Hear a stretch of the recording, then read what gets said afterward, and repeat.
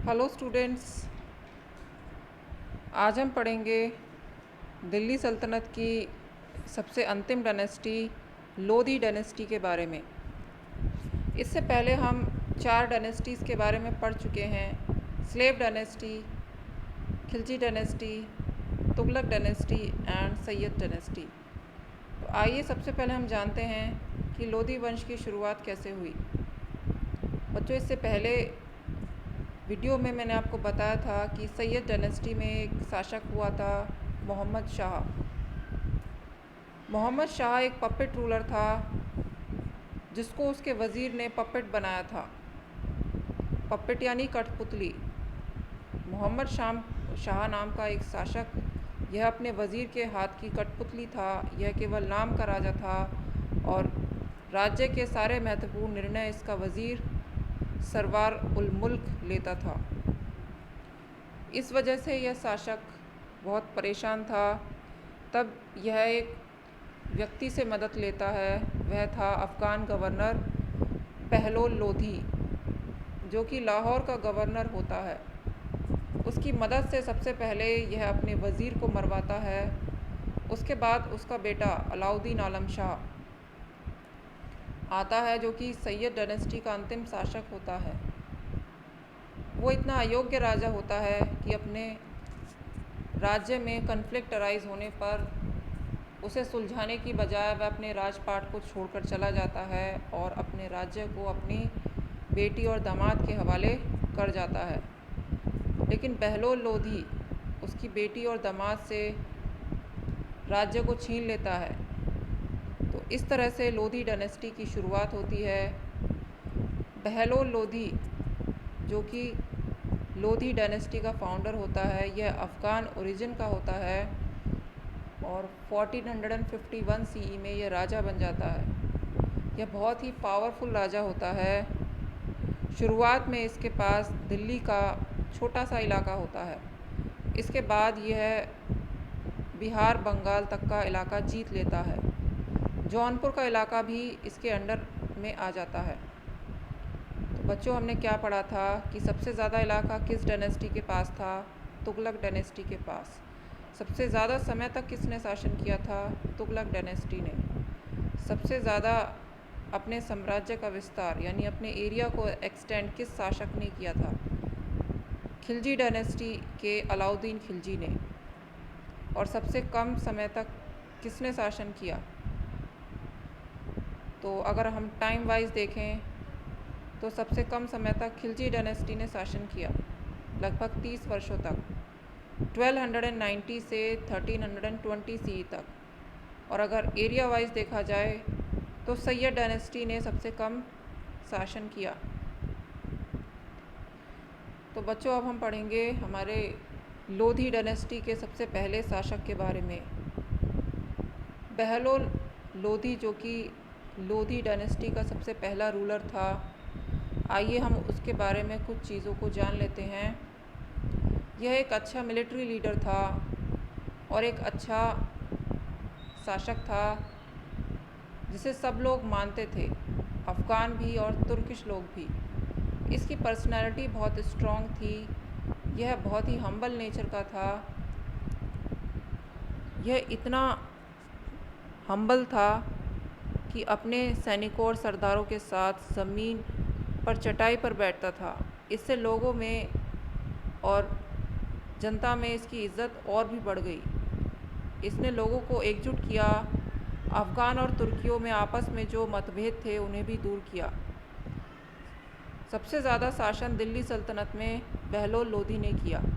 तो बच्चों, अगर आपसे पूछा जाए कि दिल्ली सल्तनत का वह कौन सा शासक था जिसने सबसे लंबे समय तक शासन किया, तो उत्तर होगा बहलोल लोधी, जिसने लगभग 38 वर्षों तक शासन किया। 38 साल तक तो सैयद और खिलजी डायनेस्टी भी नहीं चली थी। इसने धीरे धीरे एरिया को जीतना शुरू किया। सबसे पहले इसने जौनपुर को जीता था। जौनपुर में जो राजा था अलाउद्दीन आलम शाह, जो कि सैयद डायनेस्टी का अंतिम शासक था, उसके दामाद ने इस पर अटैक कर दिया था। उसको इसने आसानी से हरा दिया। जौनपुर के बाद इसने अपनी बाउंड्रीज़ को बढ़ाना शुरू कर दिया बंगाल तक इसने अपने एरिया को बढ़ाया और आसपास मालवा और जौनपुर के इलाकों को भी इसने जीत लिया। मैंने आपको बताया कि वह अपने सैनिकों के साथ कारपेट पर बैठता था और अपने सरदारों की इज़्ज़त करता था और ऐसा बोलता था कि मैं रूलर हूँ इसलिए हूँ क्योंकि मेरे सरदार योग्य हैं, इसलिए मैं सुल्तान बन पाया। तो इस तरह का नेचर था बहलोल लोधी का। यह एक अच्छा रूलर माना जाता है। 1489 में इसकी मृत्यु हो जाती है जब यह ग्वालियर से एक अभियान के दौरान वापस लौट रहा होता है, तो गर्मी में लू लगने के कारण इसकी मृत्यु हो जाती है। लोधी डायनेस्टी का अगला शासक था सिकंदर शाह। सिकंदर शाह यह बहलोल लोधी का बेटा था। इसने 1489 से 1517 तक शासन किया। इसको माना जाता है कि यह बहलोल लोधी से भी ज़्यादा पावरफुल था क्योंकि पीछे से इसे अपने पिता से अच्छी सपोर्ट गाइडेंस मिल जाती है। इसने सिकंदर शाह की उपाधि धारण की। सबसे पहले ये बिहार पर कंट्रोल करता है। उसके बाद 1504 में इसने आगरा, जो कि आगे जाकर मुग़ल शासकों की राजधानी बना, इसको बसाया। 1506 सी में इसने आगरा को अपनी राजधानी बनाया और इसने एक बहुत अच्छा स्पाई सिस्टम यानी जासूसी विभाग भी बनाया। इससे राज्य में होने वाली सभी घटनाओं की खबर इससे पहले से ही मिल जाती थी।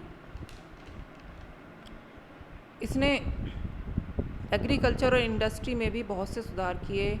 खेती में इसने कुछ कर माफ़ कर दिए, फ्री ट्रेड कर दिया, इंटर स्टेट ट्रेड इसने मुफ्त कर दिया, जिससे लोगों को काफ़ी राहत मिली। मेज़रमेंट के लिए इसने एक नई यूनिट निकाली।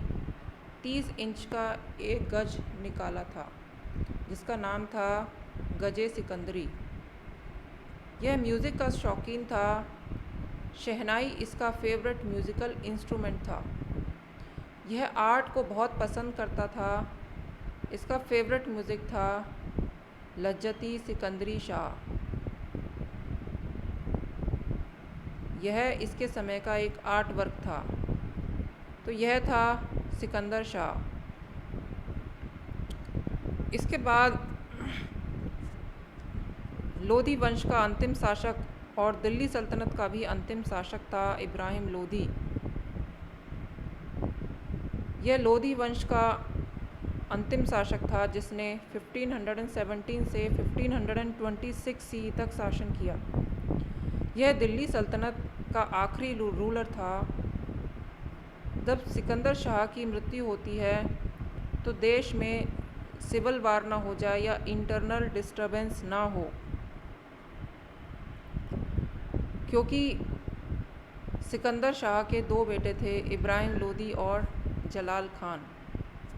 दोनों में पहले से ही मतभेद यानी कन्फ्लिक्ट चले आ रहे थे कि कौन राजा बनेगा, इसलिए दिल्ली को दो हिस्सों में बांट दिया गया था। दिल्ली की सत्ता दी गई इब्राहिम लोधी को और जौनपुर की सत्ता दी गई जलाल खान को। परंतु यह बात इब्राहिम लोधी को पची नहीं। उसने सबसे पहले अपने भाई को ही अपने रास्ते से हटा दिया, अपने भाई को मार दिया। उसके बाद इसने अपने रूलर और आसपास के सरदारों को भी मरवाना शुरू कर दिया। इसने अपने राज्य में नोबल्स को मार दिया और बड़ी क्रूरतापूर्वक व्यवहार किया। यह ऐसा किस लिए कर रहा था? इसके पीछे क्या कारण था? यह ऐसा इसलिए कर रहा था क्योंकि इसे डर था कि कहीं इसके हाथ से सत्ता ना चली जाए। इतना ही नहीं, इसने अपने बेटे दिलावर खां के साथ भी बड़ी क्रूअल्टी से व्यवहार किया। इसकी वजह से यह इतना अप्रसिद्ध हो गया।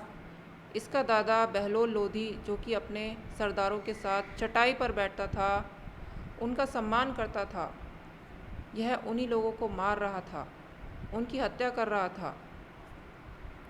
सबसे पहले इसका चाचा ही इसे धोखा देता है। इसके चाचा का नाम होता है दौलत खान लोधी। यह उस समय पंजाब का गवर्नर होता है। इसे लगता है कि इब्राहिम लोदी को तो किसी न किसी तरह से सत्ता से हटाना होगा। इब्राहिम लोदी को धोखा यही देता है जो मुग़ल बादशाह बाबर के पास जाता है, जो कि उस समय अफ़गानिस्तान और उज़्बेकिस्तान का रूलर होता है। वह कहता है कि हमें इब्राहिम लोदी से मुक्ति चाहिए। वह बाबर से कहता है कि तुम इब्राहिम लोदी के साथ युद्ध करो, उसे हराओ और मैं तुम्हारी मदद करूँगा। दूसरी तरफ राणा सांगा भी बाबर से मदद के लिए कहता है कि अगर तुम युद्ध करोगे तो मैं तुम्हारी मदद करूँगा, मैं तुम्हें सेना दूँगा। क्योंकि बाबर की सेना इतनी बड़ी नहीं थी, लेकिन बाबर युद्ध कला में बहुत ही निपुण था। उसके पास मॉडर्न टेक्नोलॉजी थी जो उस ज़माने के हिसाब से बहुत ही पर्याप्त थी। उसके पास तोपें थीं, बारूद था और उसके पास अच्छे हथियार थे। इसी वजह से वह युद्ध भी जीत जाता है। उसकी आर्मी इतनी बड़ी नहीं थी, वह खुद आक्रमण करने को तैयार नहीं होता। उसे जब मदद मिलती है दौलत खां और राणा सांगा से, जो कि उससे दरख्वास्त करते हैं कि वह इब्राहिम लोदी से युद्ध करे, तो राणा सांगा और दौलत खां लोदी के कहने पर बाबर दौलत खां के साथ इब्राहिम लोदी से युद्ध करने के लिए तैयार हो जाता है। बच्चों, अब आपके मस्तिष्क में क्वेश्चन आ रहा होगा, आपके माइंड में क्वेश्चन अराइज हो रहा होगा कि